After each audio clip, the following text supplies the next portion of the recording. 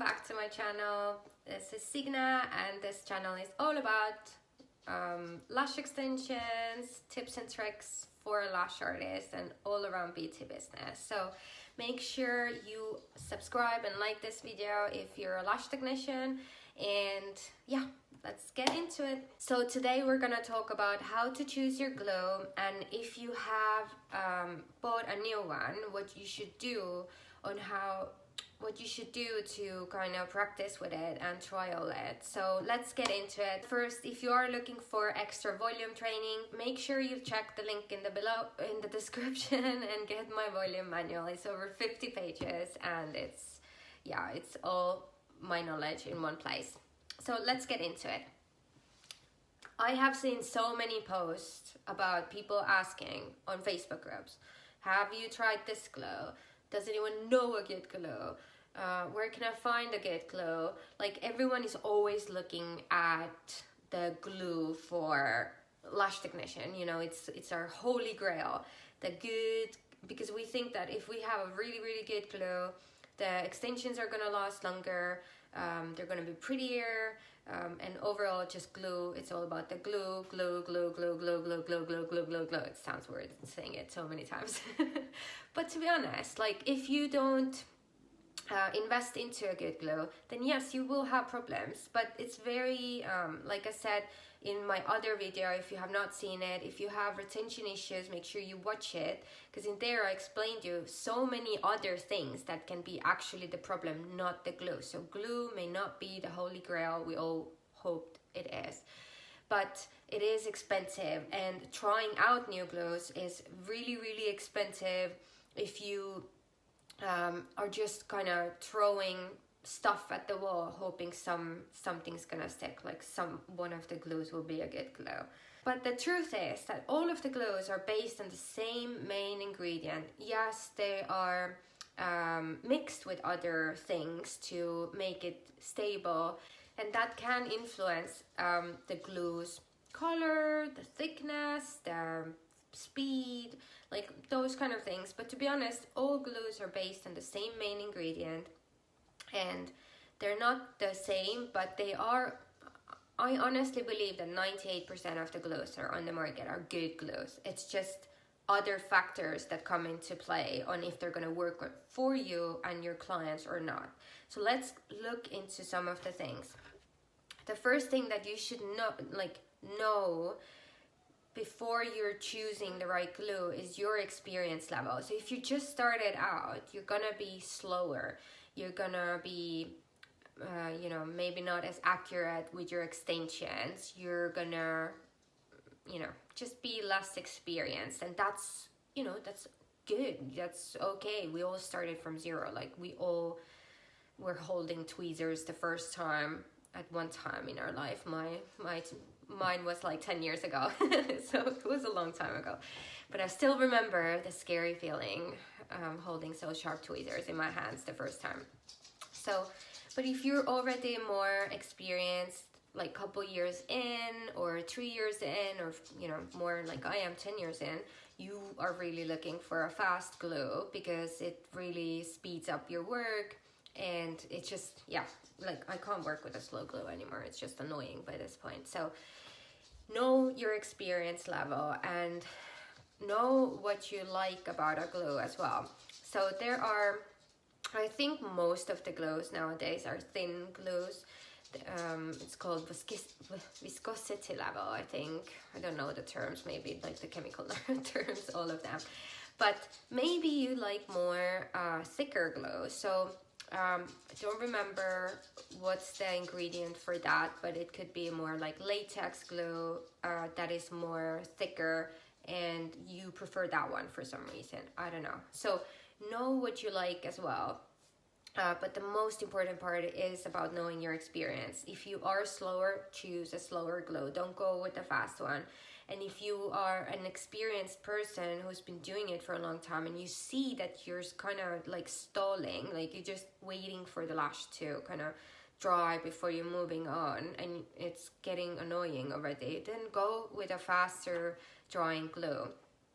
So that's one thing.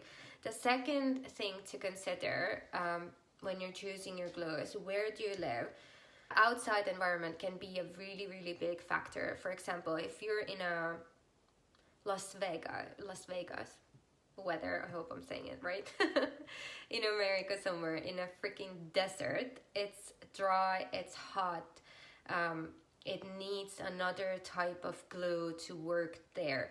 But if you're in another country where it's super wet, like London for example, it's not that super wet. I don't know what everyone keeps saying all the time, there rains all the time. It doesn't rain all the time, but it is more humid than a desert would be.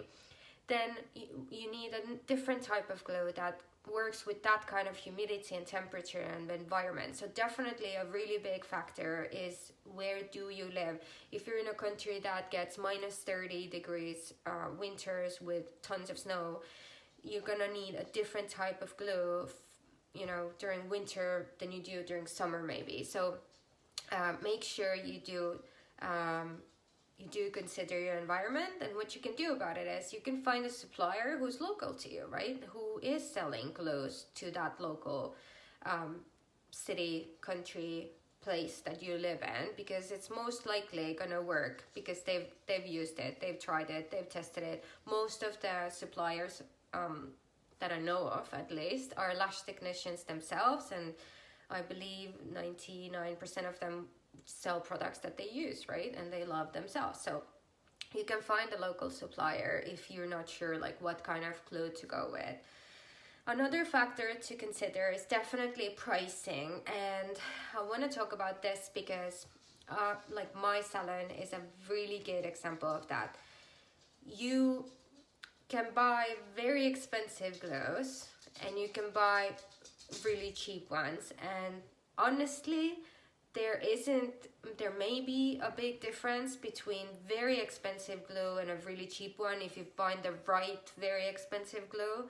But to be honest, like my experience, there really isn't. Like the ones that I have tried that have been really expensive have either been worse for some reason or giving me the exact same result, which just doesn't justify the price difference for me.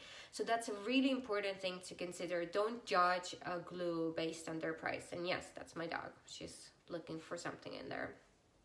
So she can be so annoying sometimes, honestly. But what can you do? You love them.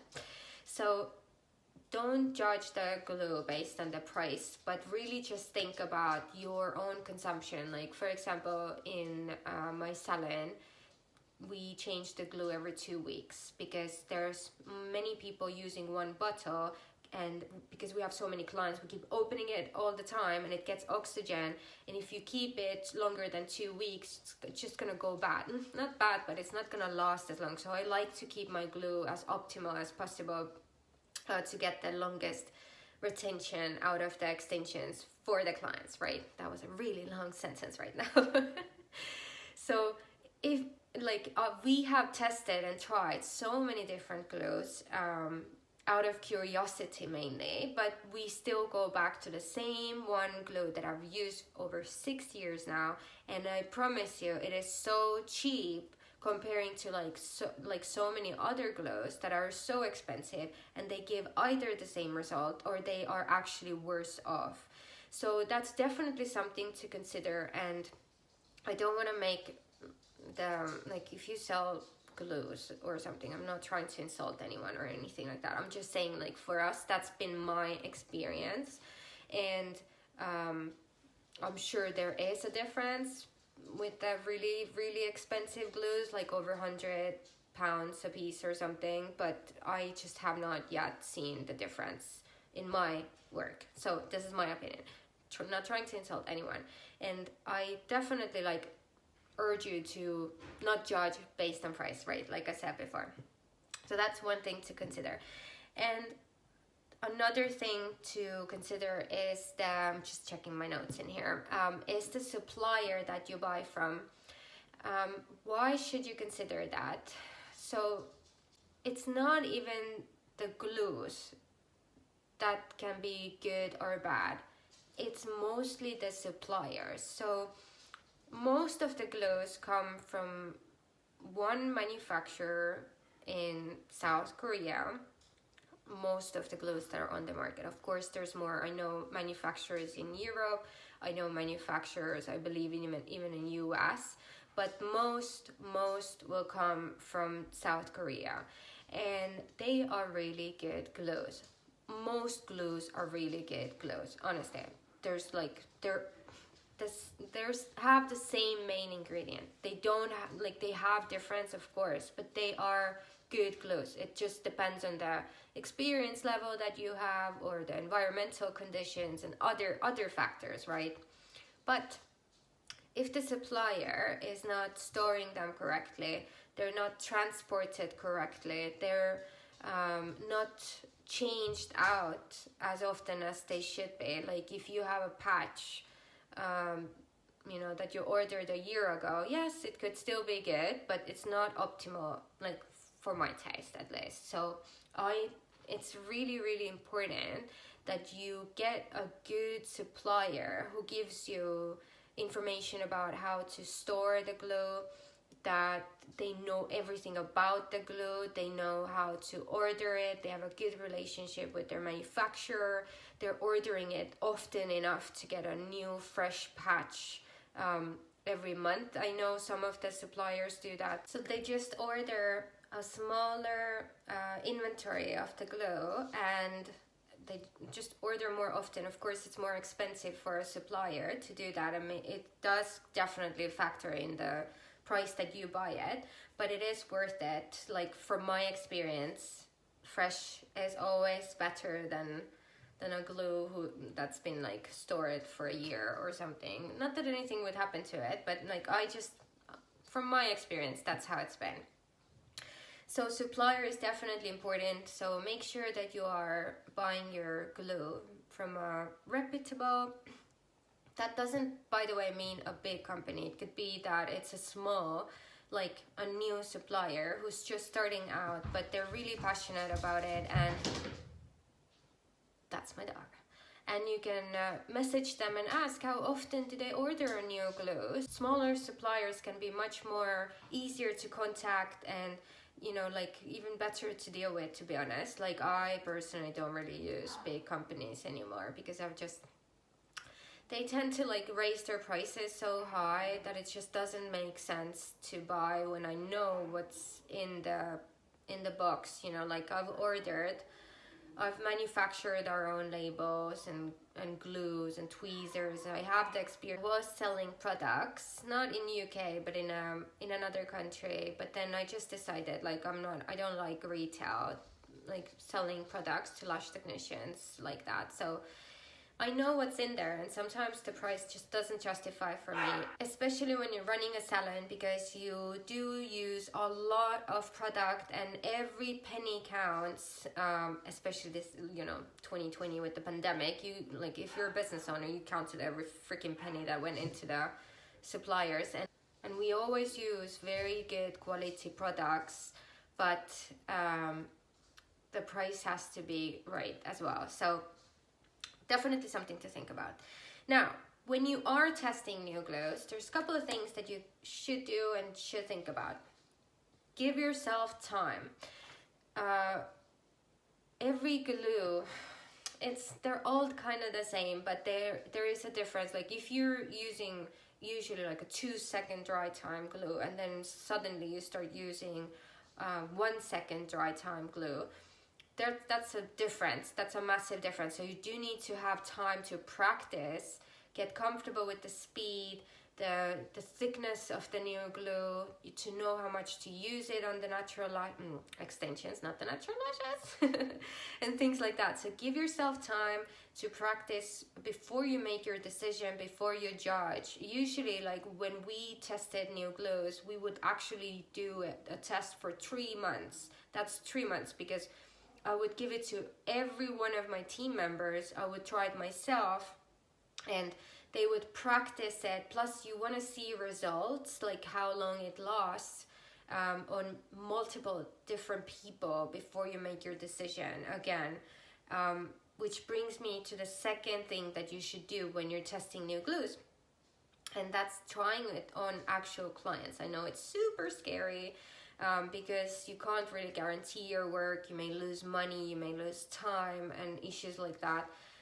But I always just think that if we are testing a new glue and the results are better than the glue that we are currently using, and if the lashes are lasting longer, isn't it worth the initial investment of the glues and maybe missing the, you know, having like retention issues or things like that? So you have to juggle the decision, like if it's worth trying it. But what we usually do is we would take a full day of clients and use only the new glue and nothing else. And then we would just tell clients to let us know if there's any issues. So we would write down their contact details, their names and everything separately. And we would check in with them a week later to see if they've had issues, if their extensions are still there and everyone's happy. It's really, really important. And they understand even if there was issues, we would just, you know, lose the time and still wait out the results, and the results would come, you know, between 2 and 3 weeks after. But that's something definitely to do. I don't recommend trying a new glue just on one client. It's not gonna give you broad enough results because that one client maybe has bad makeup habits or something. You don't know, right? So you want to try it on as many different clients as you can, and that's why we usually take a whole day, because that means about, you know, 14 till 16 clients that's getting the new glue, which should give us enough of a, you know, result to see if it's actually good. And that's it. I hope you guys got some advice and help out of it. I hope it helps you decide on how to choose the glue. If you are going to change it, is it worth changing? Is it worth testing out new glues? I'm sure there is, and we do tend to test a couple of new glues a year, but not more than that, and we still end up going back to the old one. Honestly, I've tried so many different ones and I've spent way too much money on it, like way too much money on too expensive glues, and they're still not giving the results. So hope you enjoyed it. And again, if you are looking for volume training, make sure you check the link in the description, and make sure you like the video, make sure you subscribe, and if you have any questions or anything that you'd like to have help with, definitely comment below. Let me know what else would you like to get help and information about. See you in the next one.